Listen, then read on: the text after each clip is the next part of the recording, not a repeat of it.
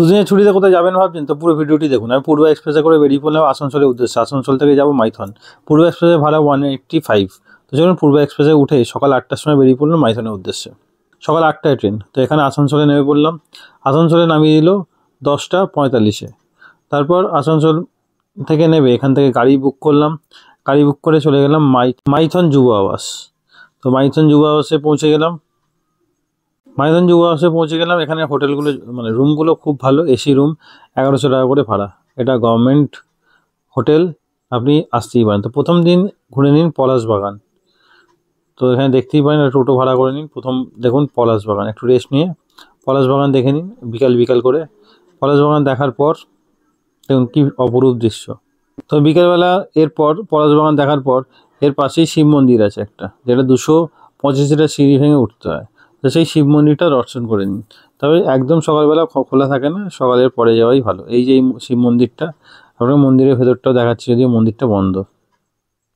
এই ভেতরটা খুবই সুন্দর, শিবলিঙ্গটা খুবই সুন্দর।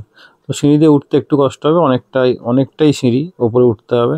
তাড়াতাড়ি না উঠে আস্তে আস্তে উঠলে বেশি বেটার হয়। তো বিকালের দিকটা একটু মাইথন ড্যামটা ঘুরে দেখুন, আর মাইথন ড্যামের পাশে বসে মাইথন ড্যামের আনন্দ নিন। যেরকম দীঘা পুরীতে যেরকম আপনি সি বিচে বসে আনন্দ নিতে পারেন, এখানে মাইথন ড্যামের পাশে বসে আনন্দ নিতে পারেন। কিন্তু পুরোটা সিকিউর জোন, তাই কিছু এদিক ওদিক না করাই বেটার। তো মাইথন ড্যামের আনন্দ নিয়ে নিন, সেদিনটা রেস্ট নিয়ে নিন। তো পরের দিন সকালবেলা ঘুম থেকে উঠে চলে গেলাম কল্যাণেশ্বরী মন্দিরে। কল্যাণেশ্বরী মন্দিরে গিয়ে সেখানে মন ভরে মাকে পুজো দিন। খুবই সুন্দর লাগবে এখানে কল্যাণেশ্বরী মন্দির। মা খুবই জাগ্রত, এখানে নরবলি হতো বলে প্রচলিত আছে 500 বছর আগে। তো ভেতরটা দেখুন খুবই সুন্দর লাগবে এখানে। মন্দিরে পুজো দেওয়ার পর মন্দিরের পাশেই এখানে ব্রেকফাস্ট করতে পারেন। এবং মন্দিরের ভেতর আমি পুজো দিয়ে নিলাম। পুজো দিয়ে নেওয়ার পর পাশেই আপনি এখানে ব্রেকফাস্ট করতে পারেন। তো দাম 4টে লুচি, 1 প্লেট সবজি 30 টাকা। তো এরপরে এখান থেকে মাইথনের পাশেই ঝন্টুর দোকান আছে, এখানে চলে যান। এখানে ডাল ভাত, বেগুনি, আলু ভাজা পেয়ে গেলেন। এরপর এখানে একটু আলু পোস্ত পেয়ে যাবেন।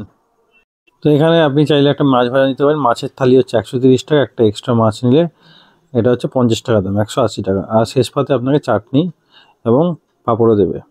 খেয়ে দিয়ে একটু রেস্ট নিয়ে নিন, তারপর বিকালের দিকে বেরিয়ে পড়ুন বোটিংয়ের জন্য।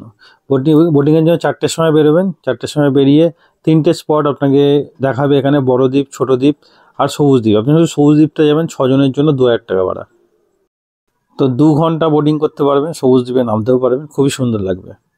ঘুরে এসে ঝন্টুদার দোকানে লাঞ্চ করে নিন, রুটি 6 টাকা করে আর 1 প্লেট চিকেন কষা 150 টাকা। রাতে মাইথনে থাকুন এবং সকালবেলা বেরিয়ে পড়ুন হাওড়ার উদ্দেশ্যে।